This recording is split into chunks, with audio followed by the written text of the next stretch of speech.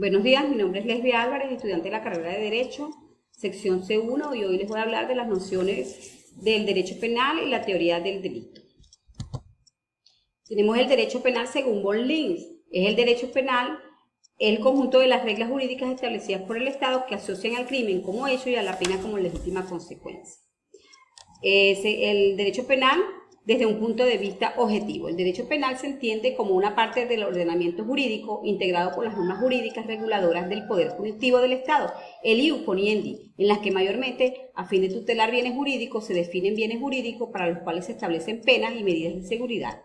Esto es el conjunto de las normas penales. Desde una vertiente subjetiva, el derecho penal también se entiende como la potestad de castigar derivada de las anteriores normas que corresponden de manera exclusiva al Estado. Le corresponde en sede legislativa establecer las conductas prohibitivas y asignarles una pena o una medida. Otro de sus poderes, el Poder Judicial, es el encargado de la traslación de las consecuencias jurídicas previstas en las normas de los infractores, y el Poder Ejecutivo, que hace efectivo el cumplimiento de las penas impuestas, especialmente en las privativas de libertad.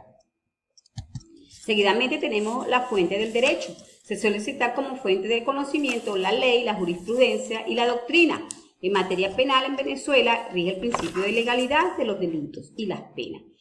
Y es la ley penal la única fuente directa del conocimiento. Solo la ley penal describe los delitos y las sanciones aplicables a las personas que cometen los delitos. El principio legalista está consagrado tanto en la Constitución como en el Código Penal. Seguidamente tenemos la clasificación de las fuentes del derecho. Tenemos las fuentes de producción, que es la autoridad o voluntad que dicta las normas jurídicas penales. Tenemos las fuentes del conocimiento, que es la manifestación misma de ese derecho, la forma que el derecho objetivo asume en la vida social. Se subdivide en fuentes del conocimiento directa, que son aquellas manifestaciones que por sí mismas engendran normas jurídicas penales, generales y abstractas. La única fuente directa donde rige el principio legalista. También tenemos la fuente del conocimiento indirecta, que son aquellas manifestaciones que no crean por sí mismas normas jurídicas penales, generales y abstractas, pero cumplen las funciones siguientes. Cooperan en la debida interpretación y correcta aplicación de las normas, es decir, la ley penal. Colaboran en la debida reforma, en la correcta modificación de las leyes penales. A continuación tenemos las características de la ley. Es exclusiva, porque es la única fuente propia y verdadera del derecho penal. Es liberal, porque consagra la garantía de la libertad, solo entra en juego cuando una persona comete un delito. Es obligatoria, porque obliga a las personas que están en el territorio de la República, y en ciertos casos la ley penal se aplica a los autores del delito perpetrado en el extranjero. Es ineludible, porque solo puede ser derogada por otra ley penal. Los jueces no pueden derogarla. Es igualitaria, porque rige igual en todos los casos a todas las personas sin distinción de trato jurídico, en credos, razas, condición social, etcétera, de una persona determinada. Es constitucional. Si una ley no se adapta a la Constitución, puede ser atacada por el recurso de inconstitucionalidad. A continuación tenemos el análisis del principio de legalidad.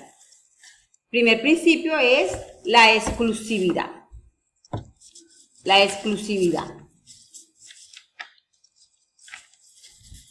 Solo en la ley penal se encuentran descritos los delitos y las sanciones aplicables a los delincuentes. En virtud del principio legalista, la ley penal es la única fuente del derecho penal.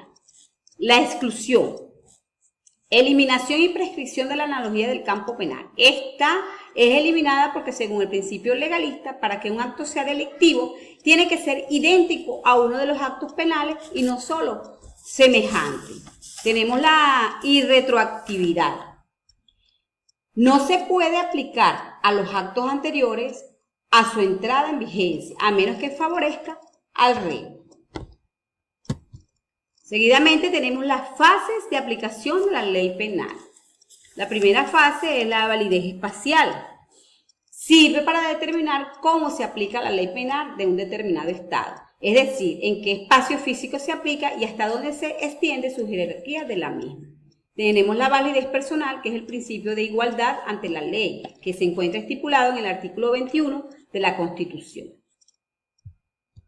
A continuación tenemos la definición del delito. conforme al Código Penal venezolano. El Código Penal venezolano no establece en forma expresa una definición legal del delito, pero el doctor Hernando Grisante Aveledo recurre al artículo 1 del Código Penal venezolano que prevé el principio de legalidad y también el artículo 61 que constituye la norma rectora de la responsabilidad penal a nuestro Código Penal venezolano. Y partiendo de esta, define el delito como las acciones u omisiones previstas por la ley y castigados por ella con una pena. Seguidamente tenemos la teoría del delito o inter criminis. La teoría del delito estudia las características comunes del delito, específicas del delito, son estudiadas por la parte especial del derecho penal. Tenemos el concepto de delito. En sentido legal, los códigos penales y la doctrina definen al delito como toda aquella conducta contraria al ordenamiento jurídico en la sociedad. Seguidamente tenemos los elementos primarios. Los elementos primarios, los principales, son el sujeto, es la persona individual con capacidad penal que realiza la conducta típica. Aún en los casos de asociación criminal, las penas recaen solo en sus miembros integrantes. Tenemos el objeto del delito. Puede ser la persona individual o colectiva, los animales o las cosas inanimadas. Seguidamente tenemos los elementos secundarios. La acción, que es la conducta voluntaria que consiste en un movimiento de su organismo destinado a producir ciertos cambios o la posibilidad en el exterior del mundo vulnerando una norma prohibitiva. Seguidamente tenemos la antijuricidad. La tipicidad. Es la adecuación del acto humano voluntario ejecutada por el sujeto a la figura descrita por la ley como delito.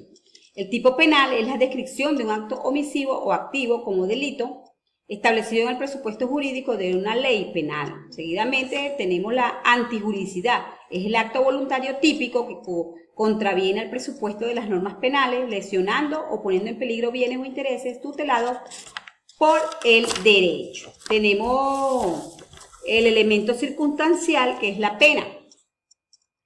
La pena es el castigo o el reproche social que recibe el delincuente. Esta pena puede ser la privativa de libertad o la provisión de actividades. Muchas gracias por su atención.